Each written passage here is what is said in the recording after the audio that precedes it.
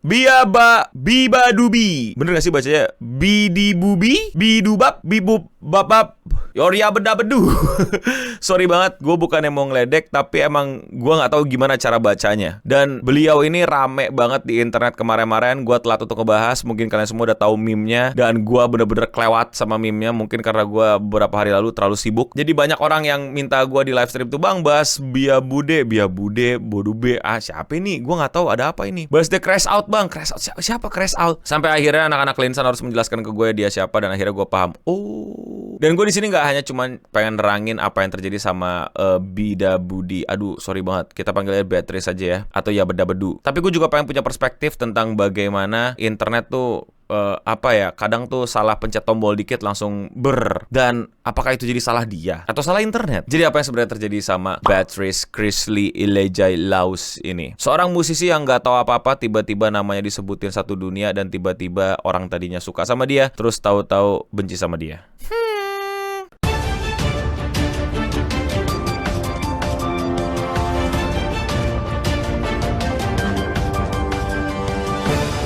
Beatrice atau Biba Dubi, seorang penyanyi yang ternyata sudah sangat punya nama, cukup terkenal dan masih eksis sampai sekarang. Dia ternyata udah mulai dari 2017 berkarir musik di UK, dan banyak banget orang UK itu juga udah jadi fans dia, udah senang sama dia dan sangat-sangat support dia. Tapi akhir-akhir ini dia jadi bahan meme. Artist who can sing versus artist who can't sing. Can't remember how to say your name. Yes, jadi ini berawal dari sebuah meme yang this is not meme Indonesia. I hate it. I don't want to talk about meme. Please, why? Jadi ini meme menurut gue adalah meme yang satir. Yang tadi yaitu artis who can sing sama artis who can sing. Jadi artis yang bisa nyanyi sama artis nggak bisa nyanyi. Sebenarnya variasinya banyak tuh. Jadi intinya misalnya siapa tuh penyanyi, misalnya Linkin Park, terus Maroon 5 atau Green Day, terus tiba-tiba nextnya adalah NBA Boy. Si NBA Boy ini emang udah jadi meme dari lama karena dia tuh kalau rekaman lebay banget mic-nya. Lu lihat aja ini anjing mic-nya, anjir kalah CPU lu bangsat gedenya, buset dah. Dan dia tuh dicurigai emang nggak bisa nyanyi, cuman modal bahasa kasar ya, autotune kalau bahasa sekarang kali ya. Tapi intinya ya ada-ada aja gitu lagunya, ada-ada aja gitu karirnya. Makanya dibikin semacam satir yang dibilang artis yang nggak bisa nyanyi itu ini, dan artis yang bisa nyanyi itu NBA Boy. Sampai contohnya tadi yang kalian lihat itu si Beatrice atau Bea Bodobi, terus tiba-tiba NBA. Rame tuh pada bikin.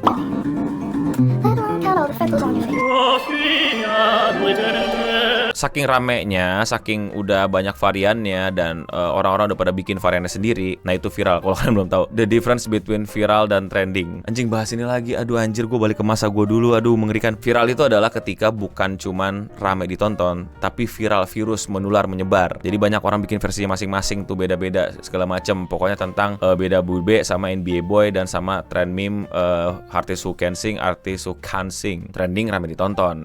Dah. Tapi si Beatrice ini crash out, ngamuk-ngamuk di video, sebel. Karena mungkin teman-teman yang ngirimin kali ya, atau mungkin lewat, atau para fans yang ngirim, atau orang tuanya nanya, atau apalah. Intinya dia menemukan videonya yang intinya dia dibandingkan sama NBA Boys, dan dia dibilang nggak bisa nyanyi. Marah dia, kesel dia, ngata-ngatain orang yang bilang dia nggak bisa nyanyi. So many comments about this, but I've never seen the actual videos. But men commenting, artists who can sing vs who can't.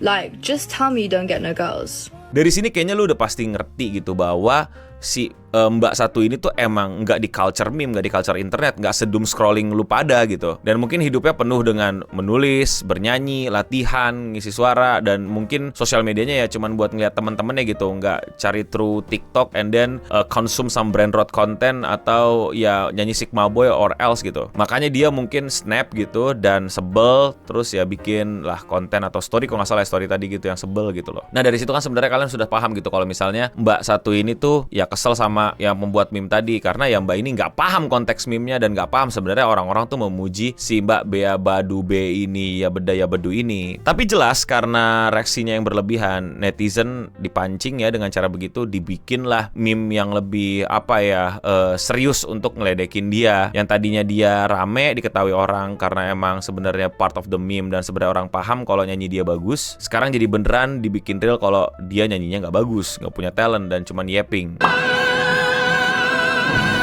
Right around in the drop top with a storming out. Kalau gue sih ngelihatnya lebih ke orang-orang tuh banyak yang komen juga mungkin di Instagram pribadinya Badebu. Ini yang paling ini kultur yang paling gue nggak suka gitu di internet gitu. Yang kalau orang Indonesia bilang tanda kutip silaturahmi ke akunnya gitu, itu gue nggak suka banget, merusak arti baik silaturahmi gitu. Ya mungkin dia lagi anteng suatu hari lagi latihan terus tiba-tiba kok komen di IG gue penuh gitu, dia nggak bisa nyanyi kan kayak berasa lah gitu. Apa sih tiba-tiba kok diledekin nggak bisa nyanyi sama banyak orang yang dia nggak kenal dan mungkin juga nggak pernah tahu dia ngapain dalam hidupnya gitu. Jadi gue agak bersimpati dan berempati sama mbak ini karena gue paham gitu. Dan netizen being netizen gitu ya, karena nggak ngaruh sama hidup kalian, tinggal delete akun, tinggal ganti nama, ya bisa lah melakukan hal-hal yang berbau silaturahmi. Gue nggak bilang semua gitu, mungkin ada beberapa yang emang enjoy the memes dan gimana ya? Ya coba lihat dari sisi si Mbak Badu-Badubi ini gitu loh.